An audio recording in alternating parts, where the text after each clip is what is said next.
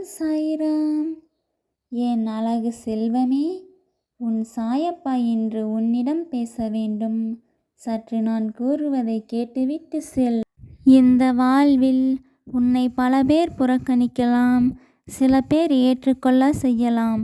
ஆனால் அவற்றையெல்லாம் ஒரு பொருட்டாக மதிக்காமல் நீ தொடர்ந்து உன் பாதையில் முன்னேறி செல். வெற்றி உன் வசம். என் செல்ல குழந்தையே, நான் ஒன்றை கூறுகிறேன், தெளிவாக கேள். உன்னில் தயக்கம் இருக்கும் வரை தோல்விகள் உன்னை பின்தொடர்ந்து கொண்டுதான் இருக்கும். ஆதலால் நீ துணிந்து செயல்படு. நிச்சயம் வெற்றிக்கனியை எட்டிவிடலாம். இன்று துன்பங்கள் வருகிறதே என்று கவலை கொள்ளாதே. அவைதான் உன் வருங்காலத்தில் உனக்கு எதையும் தாங்கும் ஆற்றலை கொடுக்கக்கூடியவை. ஆதலால் துன்பமோ இன்பமோ எது வந்தாலும் சகித்து கொண்டு வாழ பழகு. நிச்சயம் மாற்றம் ஒன்றே மாறாதது.